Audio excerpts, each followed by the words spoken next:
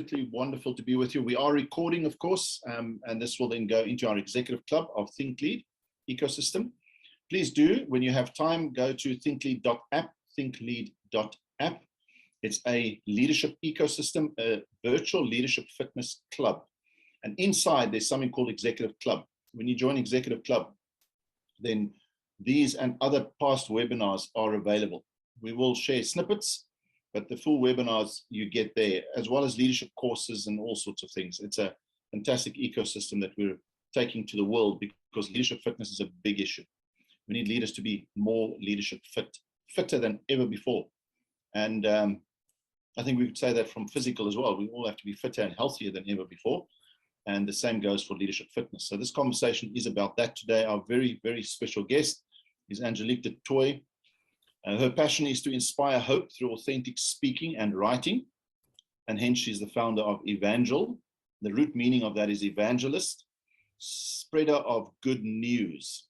And we've got history together. She and her husband used to own and lead Anique, which is what is it, Angelique? It's a beauty product. Yeah, health and beauty company. Health and beauty company here in South Africa. And they did it super successfully. They were an incredible combination, and life took a incredible twist for her. They started engaging Italy a lot, started living there for periods of time. And anyway, she'll tell us more. So she's got interesting experience as an author, written a few books, but also together with her husband ran a large network of dynamic individual business owners, I want to say, as these organizations work. And have very good experience in business, leadership, motivation, authoring, speaking, writing. And if you went several decades back, you would never have thought Angelique would sit here today. If I remember correctly about Angelique's past as a child, as the way she grew up, I mean, I can imagine people would never have thought that you would necessarily impact so many lives, Angelique. So welcome. It's good to have you with us. Thank you so much, Adrian. As always, it's a pleasure to engage with you, to have this conversation. And I would just want to say that what you're doing in the ThinkLead ecosystem is so necessary in our world right now, because as you prefaced, we need to be more leadership focused in who we are as individuals than ever before. And I just love the fact that you're creating this movement to move people forward. So I really trust that the people that are tuning in today are going to become part of this 25,000 leaders by 2025, because gosh knows our world needs it more than ever. Absolutely. Thank you, Angelique. Yeah, we are trying to mobilize 25,000 authentic leaders by 2025 and 30,000 by 2030. And when those leaders arrive, then there will be many other thousands in the ThinkLead ecosystem.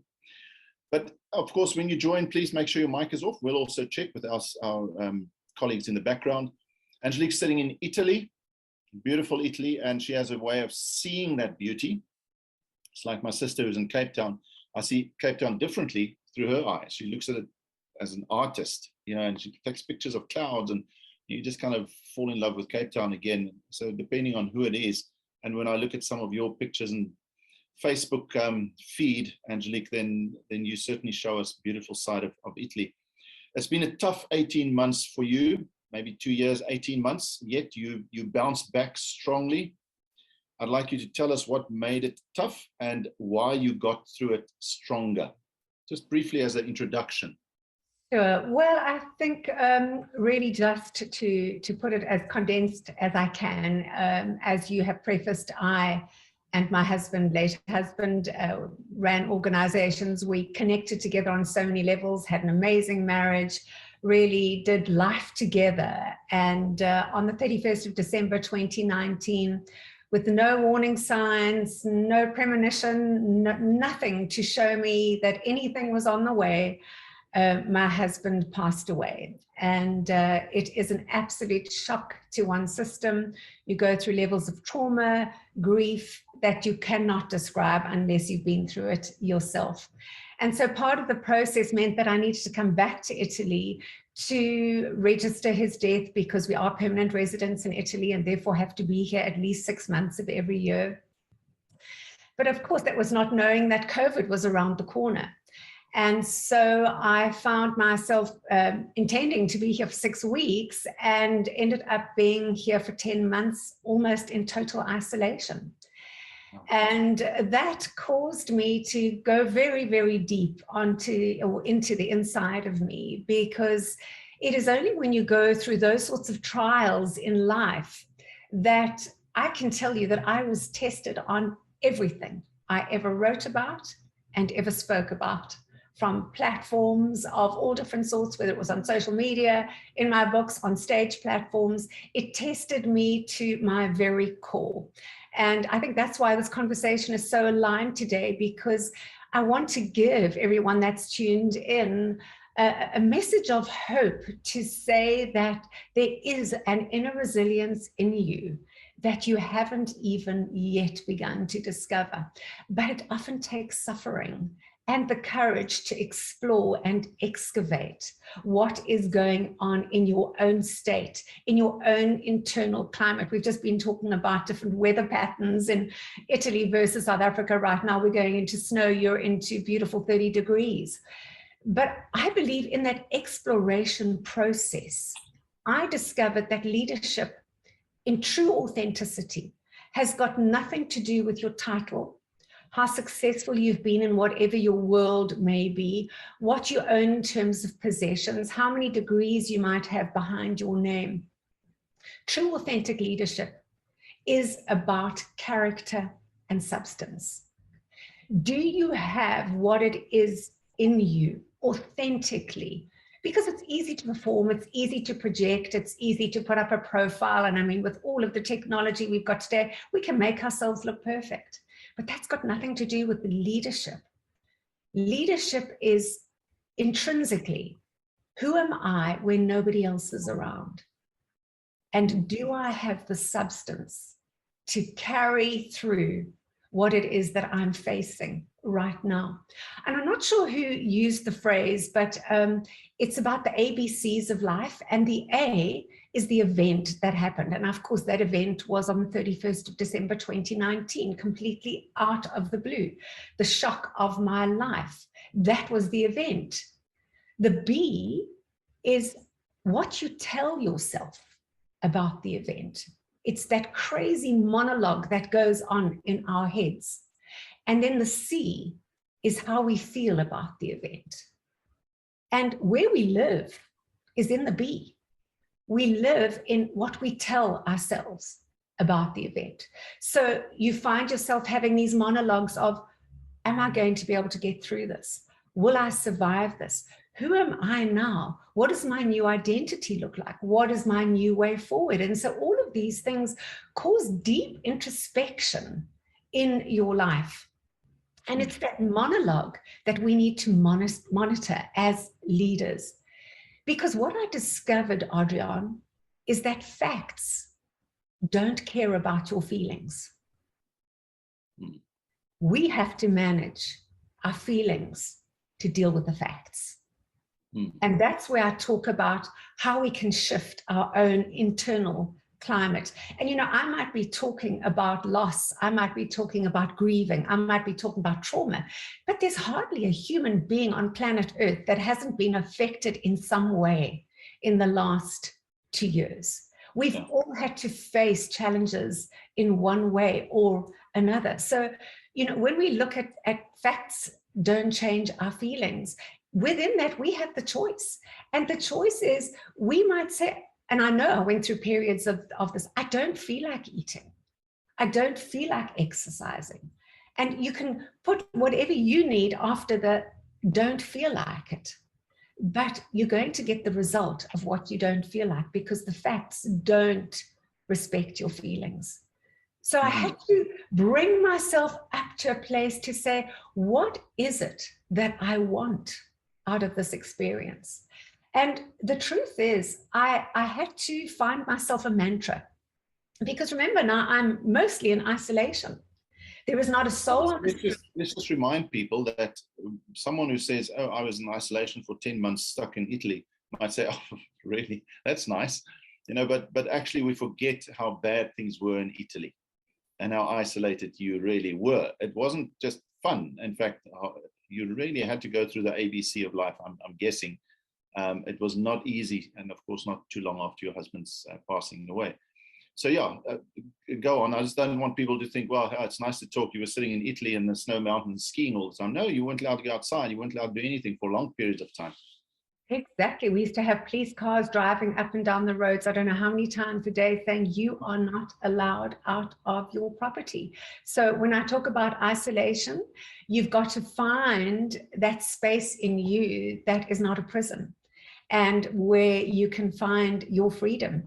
So, you know, it's about doing the things that you know that you need to do to be able to give you the result that you want. And so it was, now with the privilege of hindsight, of course, I can easily say this, but it was not easy in the beginning. I mean, it was a trial, but I had learned many things, and it's some of these things that I'd love to share with your audience today. And that is that you don't need the ideal to be happy.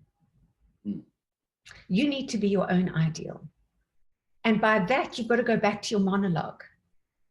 Why am I thinking the way that I'm thinking? We are moving into a new world. We cannot take old thinking into this new world. We've got to shift something inside of us. So I developed a mantra that I still say every day to myself. And that is, and I use all the L's, I've got to stop looking at what everybody else has got. So, you know, what am I lacking in my life? And stop looking at how it could be. Don't look, don't long, because as much as I long for things to be the way they were, I'm never going to change it. What has happened has happened. So don't get into that monologue of deep longing, because you're not going to change it. And get over the place of being lonely, because loneliness can become a terrible place of isolation, even though you might be surrounded by thousands of people. Instead, what I have built my platform on is choose to love the life you live. And I do that every single day. So you ask me, how have I done it? How have I pulled through these 2 years? That's how I've pulled through. So less looking, less longing, and then less loneliness, although everything around us kind of is geared that way, isn't it? I mean, social media, we look at people's Facebook lifestyles, and we keep looking at how happy they look, and we keep looking at how wonderful things seem to them, but they're posting the best part of their lives. And then it makes us long for better lives, better places, better this, better that. And then what's the third L, did you say? Loneliness. Loneliness, yeah. And I think that makes us more lonely, because we can't lead those lifestyles that we're looking at all the time and that's in front of our faces. And we never go to the positive L's, if I can call it that. But isn't that a beautiful invitation to get into your inner dialogue and into your monologue and say, well, maybe what I am seeing is them putting their best foot forward, but what do I want for my life? And that was a key turning point in my life, in my grief, in my trauma, in my depression. It was a very, very key turning point in my life. And so, you know, we're the only ones that can change our own weather channel. We can see psychiatrists, psychologists, and I did go for therapy because I just thought, I am sitting here alone. Nobody speaks English. I need to reach out to somebody. But ultimately, what is the end result? The end result is, Angelique, you have to choose. And I see somebody has just put in the chat, you win or you lose by the way that you choose. And of course, that's what I built my speaking career on. But the other thing that I learned is that, and I want to share an acronym because I think it's very powerful in these times, and that is HALT. In other words, stop what you're doing in this crazy, wild world and halt. So be very careful with HALT, because in these times of ever-changing surroundings that we have about us, and governments that we're unsure of, and political arenas, and viruses, and job losses, and business closures, we all find ourselves with these thoughts going through our our minds. And the first one in HALT is H. Be careful what you do when you are hungry. And I don't mean just hungry for food. Humanity is hungry for a lot of things. We're hungry for ambition. We're hungry for success. We're hungry for pleasure. We're hungry for addictions that need to be filled. I mean, we know that we just need to look at the world to see that there is much hunger out there that goes way beyond food. Be very careful what you do when you're hungry, because there we certainly do win or lose by the way that we choose. The A is be careful what you say when you are angry, because your words define your life, and your words define your relationships, and your words define your future. And as leaders, we need to be responsible for the words that we speak. The L, again, is lonely. Be careful what you do when you're lonely. Now, I just want to say something here, that there is a difference, in my humble opinion, between being lonely and aloneness. I believe that as leaders, we should have times of aloneness, times of deep reflection, times to appreciate nature. You're in the Kruger Park, you post the most beautiful pictures of the wildlife. Why? Because that does something for your soul. So aloneness is very different to loneliness. And again, the loneliness is, who am I when nobody else is around? It's a very, very important question we need to ask ourselves. And then the T is be careful when you are tired. For me, tiredness creates vulnerability. And if I'm vulnerable, I make wrong decisions. So going back to doing the things that you should be doing, get enough sleep, eat correctly, get leadership fit, get physically fit, do what you need to do in this world. The one thing that carried me through those 10 months was I exercised every single day, even if it just meant for 10 minutes. I had to find an avenue to get the built up tension, the grief, the trauma out of me. Now, there are many people in this world right now that are carrying levels of stress and depression and anxiety that if you don't have movement in your life, that is going to be a buildup.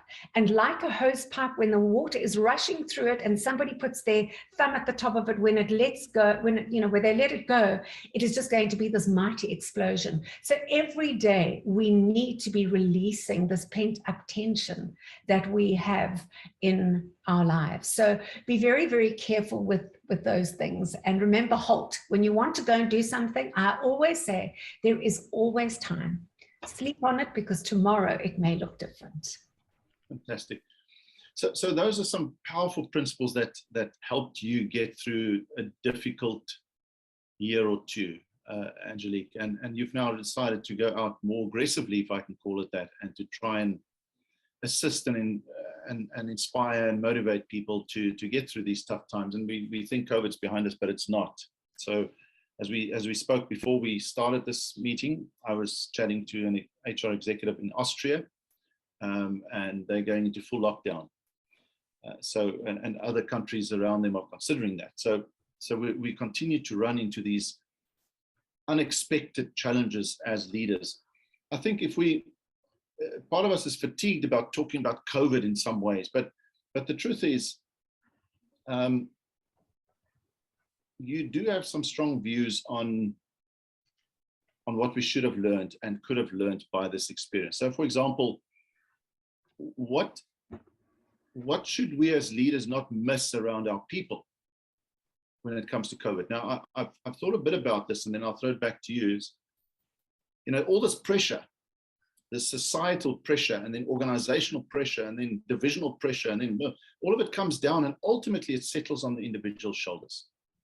Ultimately, I've got that burden to bear about paying my debts and looking after my family and keeping a roof over the head and food on the table, and making sure I keep my job and that sort of thing. So are we as leaders underestimating that we're not teaching our employees these very life skills you mentioned now and others to be able to cope? Isn't that the best we can do for our people, is to teach them life coping skills, life leadership skills, so that I as a leader, it's not all about me inspiring them. It's not all about me pulling them out of the doldrums. They've got to do it themselves. I don't think you could have put it better, Adrian, because I believe that's where true empowerment comes in. So, you know, we're 2 years into COVID, and I ask myself the question, are we adapting or are we dying? Because we cannot deny that global disruption is upon us.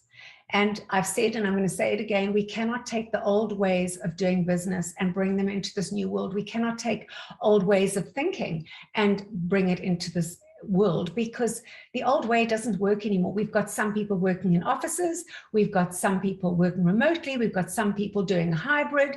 Mothers are trying to work with their children while they can't go to school because of lockdown measures. I mean, it's been absolutely chaotic. And yet, as leaders or managers, we expect our people to come into the office with this very vibey, positive attitude, just deliver, be productive, do what it is that you need to do. And of course, as you say, they sit under this cloud. And I had a very, very interesting conversation yesterday with a woman who heads up a pretty substantial company. And she was saying to me, she's actually asked me to speak to her organization, because she said, we are finding that most of our time is spent having people in our offices trying to coach them how to cope with life as it stands at the moment. Or we're sending them for counseling, or we're finding that the emotional fog from all of this pressure is creating enormous mistakes within the organization. It's creating poor productivity levels. And more importantly, people are coming in with an attitude of resignation, even though they haven't resigned. Now, we as managers or leaders or heads of organizations have got to find a solution to this. And I gave it some thought, and I thought, if I had a group of fatigued, worried, anxious, fearful people under me, how would I move them from one monologue that can drive them around the bend to something that can give them hope, which is why I started Evangel, was inspiring hope through authentic speaking and writing. And the first thing that I thought about is we have to learn to empathize again. We have to jump in the muddle and in the puddle with our people. We have to link arms. We have to lock shields and say, you know what? We're all in this together. For me, the key of leadership, Adrian, is not sitting at the head of the table with a title or some badge on my door. For me, leadership is sitting at a round table. A round table has no head and it has no sides. And what it means is, if we can all be in this together and we can all recognize one another for the load we're carrying, for the pain we've been through, for the fact that mothers come to work anxious about their children, fathers go to work anxious that, am I going to be able to provide? We've got to get into that empathetic mode. That's not to excuse behavior that needs boundaries. We understand the marks of leadership and management. But I do believe if we invited people to a round table and just said to them, hey guys, we are really all in this together. And one of the ways that we can perhaps move our organization forward and bring you in with a more positive approach is through collaboration. Let's really talk about what is in the way, how we can move it out of the way, and how can we begin again to express these new creative and wonderful ideas, because COVID has created chaos, but it's also created a lot of opportunity. Yeah, and I think we need to tap into that. Is what is the opportunity? Okay, so we'll talk about what are the opportunities you think that we have out there. For example, what do you think blocks leaders from having these vulnerable, authentic discussions and connecting with people around what's I don't know, what's holding them back, what's destroying them emotionally and spiritually and so on. I mean, isn't there an attitude of, firstly, there's more pressure on the work environment. So the logical mind says we've got to do more, we've got to put more pressure on the people, we've got to act faster, we've got to have more meetings. We've got to step it up, guys. Step it up. Your pace must step it up. So it almost it counters the need to sit quietly and peacefully and have a real, authentic, open discussion about your fears and concerns and anxieties. And you know what I'm saying? Individually or around the table. Just that it feels counterintuitive to have to waste time when the business is on fire. Now, this Austria business, which is an international business, they thought they were going to break even now in December. Suddenly, it's lockdown and they lose millions every day that they're in lockdown. So they will not even break even maybe in December. So they just think they're recovering. We felt it in our small business. We just feel like we're starting to get momentum out of COVID, bang, and then another thing, we've got looting and this and that. So I think just as you respond further on what we can learn from COVID, and we want to go into opportunities potentially, just think about what's stopping leaders from doing that counterintuitive thing. And I want to invite you, please put questions in the chat box. If we have time, we'll certainly let you ask them, but put comments and questions in there, and we'll try and get to them through Kevin in the background or myself or Angelique. We know how to work this thing. We'll look for your questions, and Angelique will try and answer them. So Angelique, yeah, go for it. I mean, your thoughts.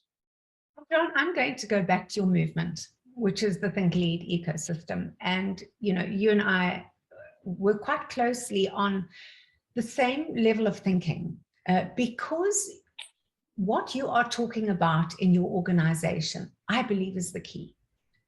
I believe that leaders are afraid to make themselves vulnerable because they're not prepared to get around the table. Because I need to be seen as this person that's got it all together. Meantime, their home life is in shambles, their health is in shambles.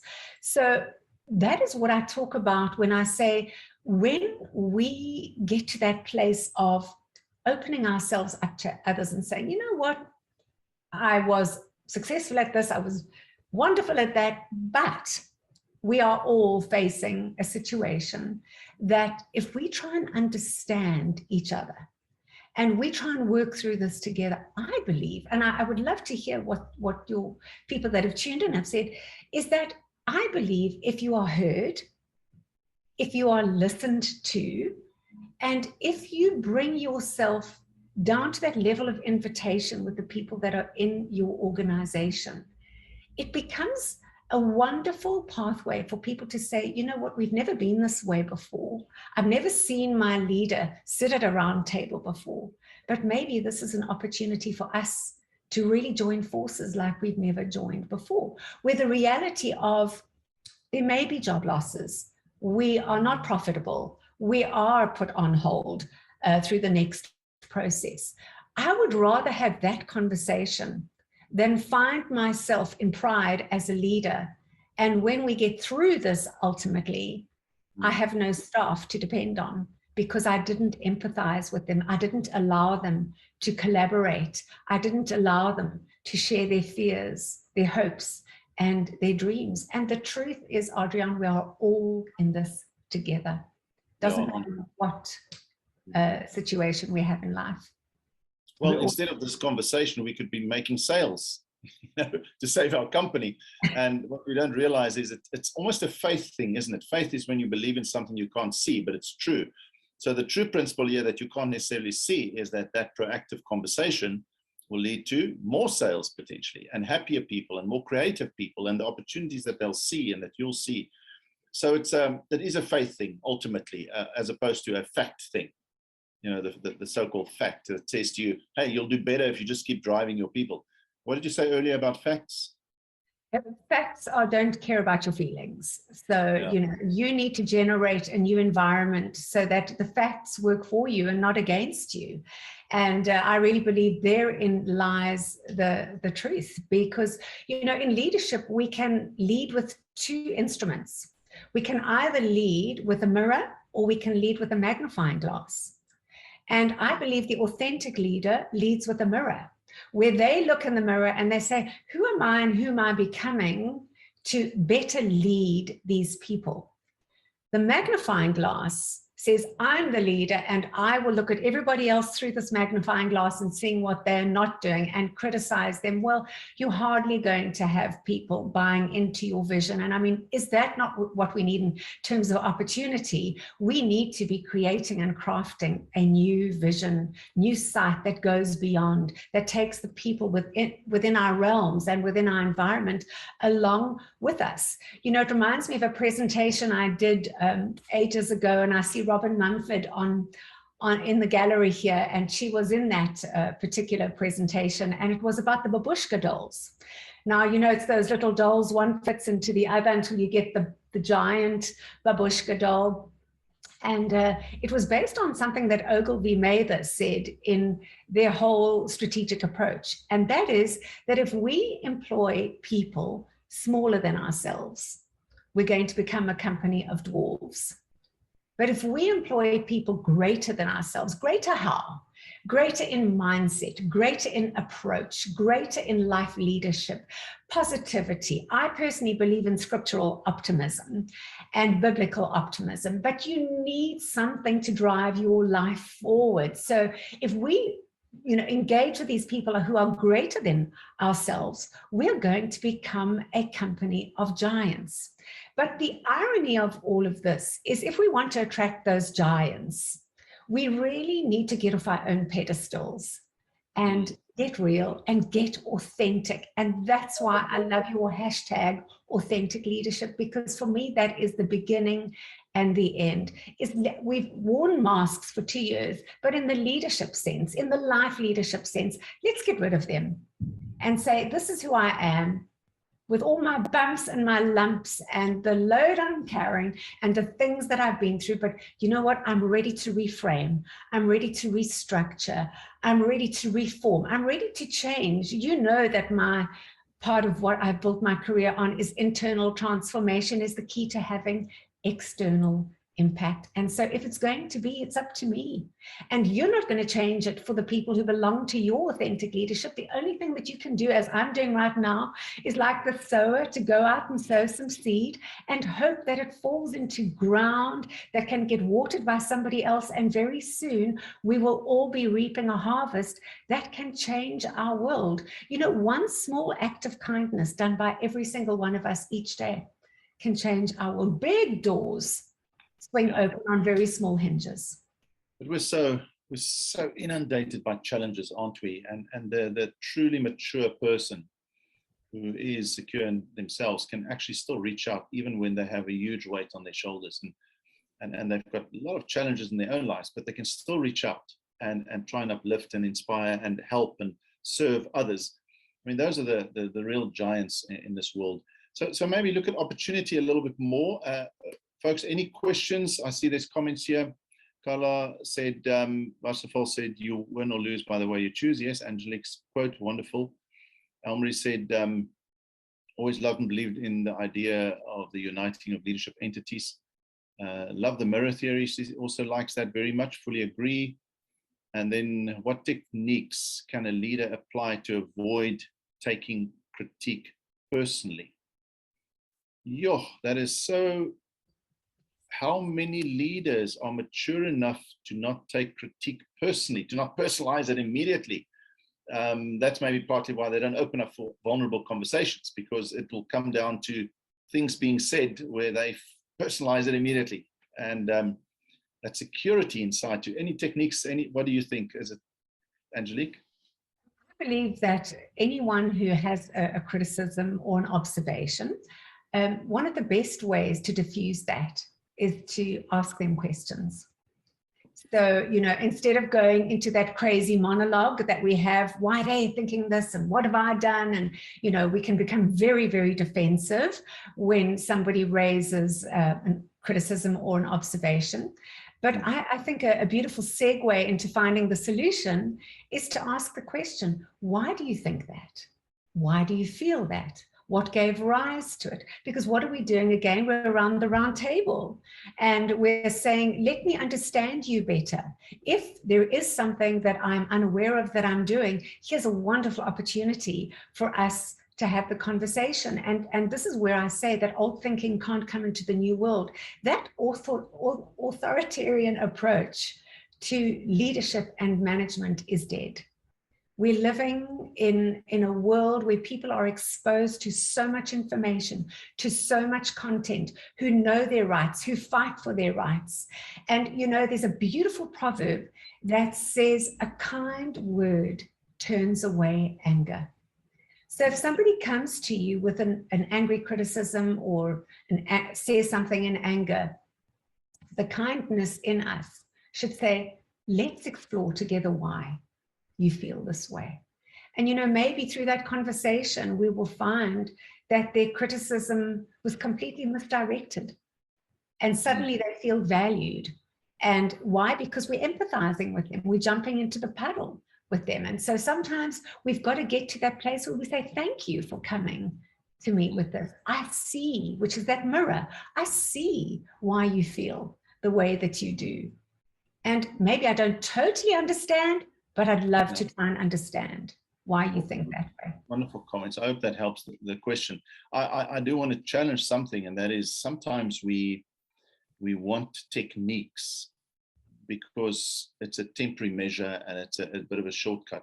And what I mean by that is, if you are truly happy with yourself, if you are truly confident in terms of your character and who you are, and you've really worked on yourself as a human being, it reflects in your leadership. And then you often don't need techniques. Okay, if you just are truly confident, and I mean in an authentic way, and you truly love people, and you know where you're going, and you are who you are and comfortable in your own skin, then when someone comes to you with critique, you won't think technique. You'll just humbly engage them, as you just said. You will humbly ask, please tell me more. I really want to know. You know, your reaction will reflect who you really are. And that'll always be the case. Ultimately, we can hide who we are for a while, but when the pressure is on, who we really are shows in how we react and respond to everything. In terms of opportunities, so any other questions, folks, you're welcome. Put them in the chat box. And you know, we have a few more minutes, then we want to start wrapping up and maybe even open up for a question or two. Opportunities, what other opportunities have we missed? Are we missing? You really touched on a couple of powerful ones just in your general conversation now, Angelique, but what are leaders missing? I think what we need to be really cautious of in these times is that we don't get out of the create and build phase. I think because we're fatigued, because, you know, as you so rightly said, you jump from one meeting to the other, you've hardly got time for yourself. We've got to make sure that we keep our own fire alight, and we've got to be in that create and build phase. I think we have got to avoid with every fiber of our being getting stuck in the maintenance phase. Let's just do what ticks over, you know, keep the wheels turning. I believe we are presented with a wonderful opportunity now to go back into a new create and build phase like we've never done before, because the challenges are forcing us to find new ways of becoming profitable, of coming up with witty inventions, of looking at things differently. Perhaps, you know, you've been in a business for a while and you know that what you do works, but maybe you can get around your round table and say, let's turn this thing on its head. How can we do something different? I believe in these times, Adrian, we need to fight indifference like never before, because if we don't fight indifference, it's going to be our undoing. And just something I want to touch on the technique side of things. You know, the greatest role model in leadership who ever graced this earth was Jesus. And he started with 12 very motley disciples. He didn't teach them techniques. He didn't send them to business school. He didn't give them degrees. He simply imprinted and imparted who he was in their lives in a span of 3 years.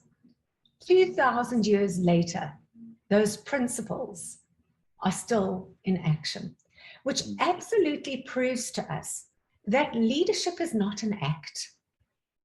It couches exactly what you've just said. The true, authentic person who really comes from the heart connected with the mind, connected with the hand attitude, that is going to understand people, and people build organizations. People don't want to be dictated to.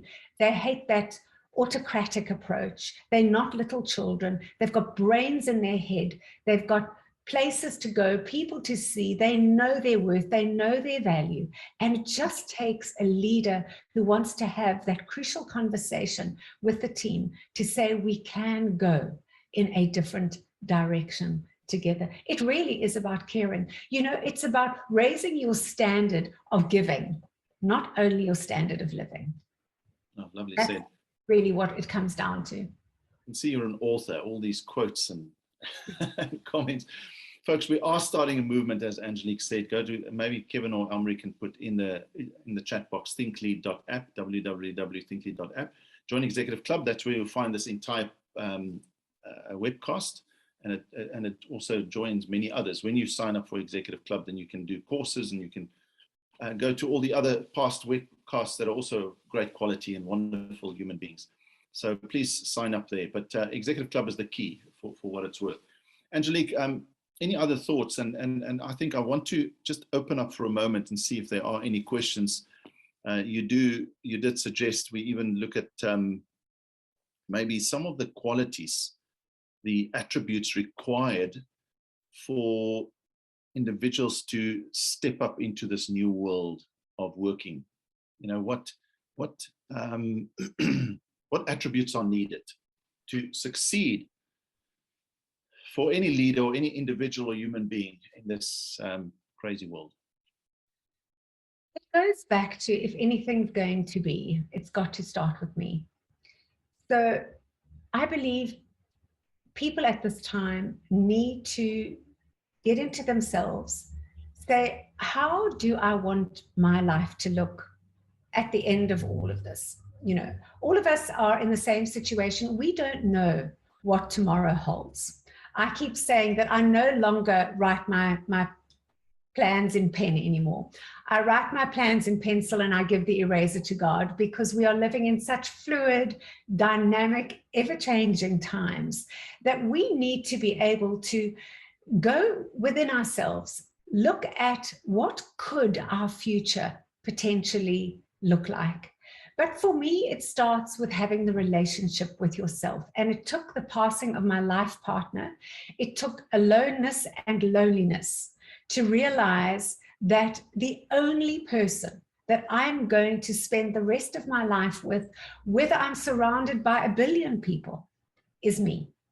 Yeah. Me and God, because I have a very strong faith and a daily relationship with God. And for me, relationship is the key to life.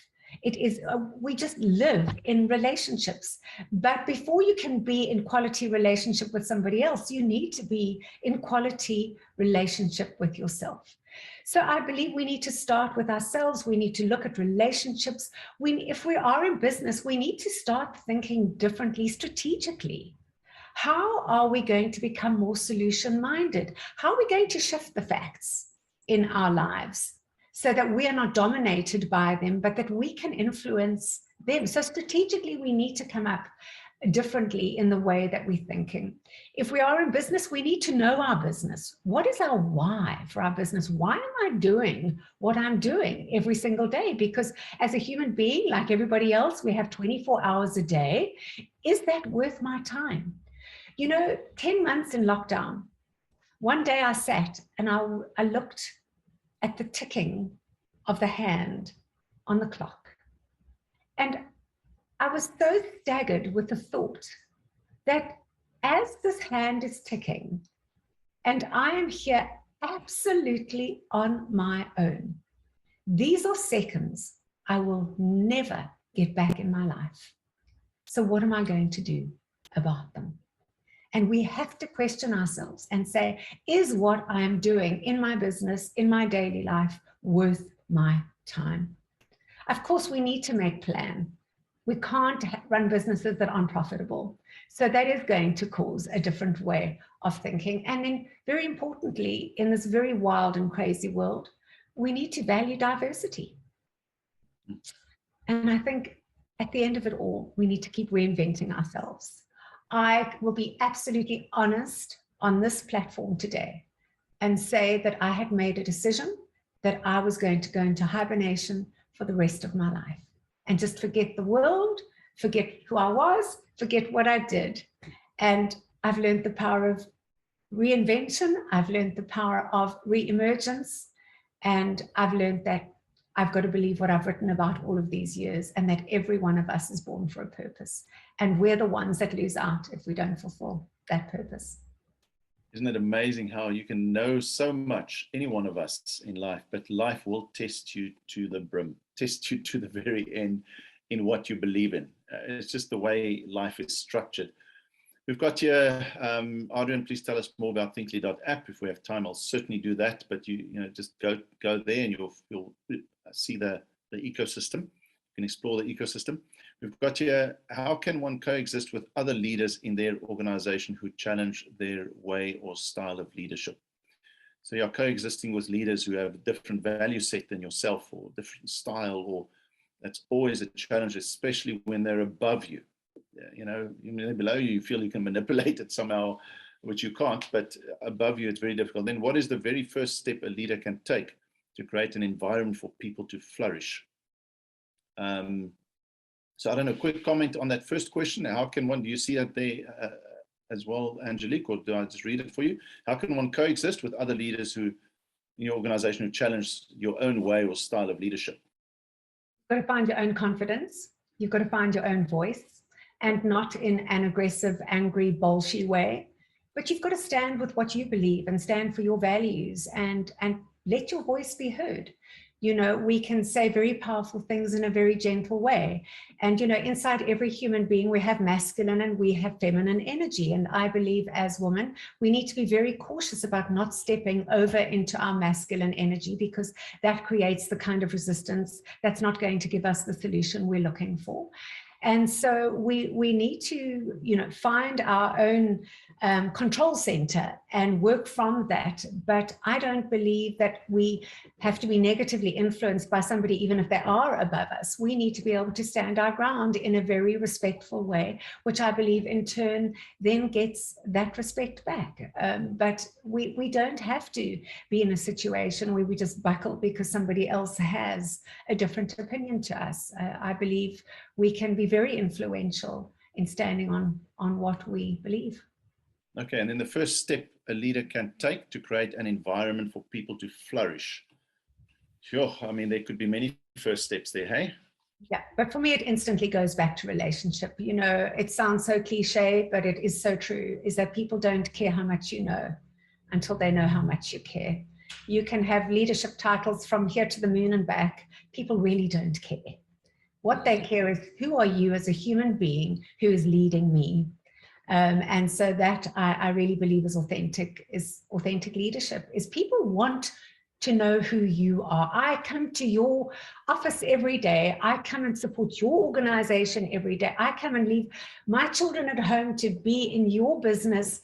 Who are you in my life? And so if leaders can open their hearts, their minds, and their hands and raise their level of giving in terms of generosity of who they are, I believe we would have very different organizations than what we are experiencing today.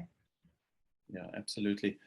Yeah, the first step you can take, I mean, that's such a powerful one. I think one of the things leaders must do is they must realize that they've moved away from a technical career, let's say, and they must fall in love. You've got to fall in love with leadership as a new career almost. Think how you felt about becoming an engineer or an accountant early on, or a salesperson.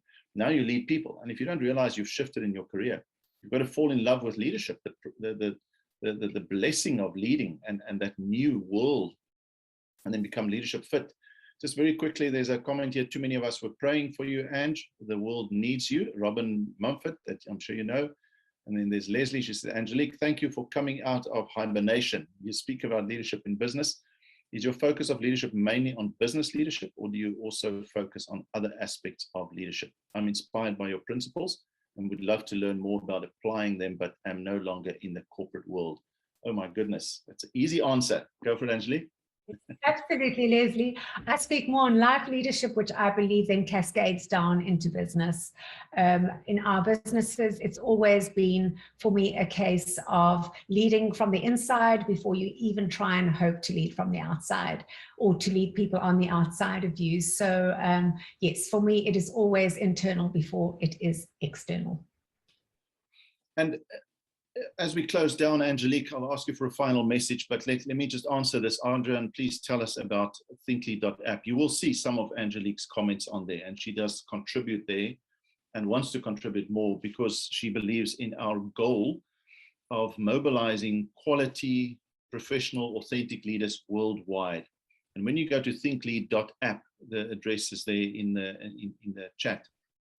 It's about helping leaders think and lead on a whole new level, which is what we've been talking about here.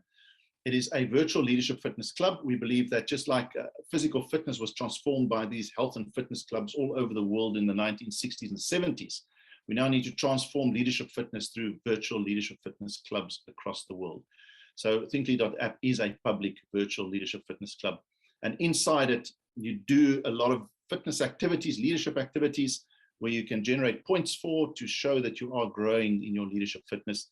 And as you participate, you could end up on a global leadership fitness report in your industry. So once you join, it's free to join.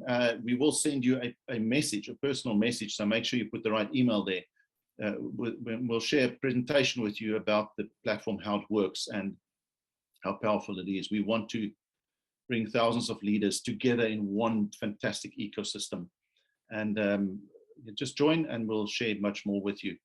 Angelique Du Toit, all the way from Italy, your final message to our leaders there as you close down this recorded conversation. What would you say to those listening and those who will be listening in the future?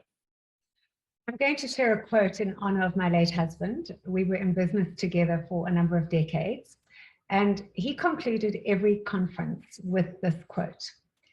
And it's a very beautiful quote because it has so much meaning to it. And it says, let others lead small lives, but not you. Let others argue over small things, but not you. Let others cry over small hurts, but not you. Let others leave their future in someone else's hands, but not you. Couldn't end with a better quote. Thank you so much, Angelique Du Toit. Thank all of you for joining us. And some of your questions and comments, if we had more time, we would ask for that. But yeah, follow Angelique on social media. She's there, Angelique Du Toit. But your organization you launched was at Evangel, right? Evangel. Bearer of good news. Bearer of good news. So just today you can find anyone anywhere.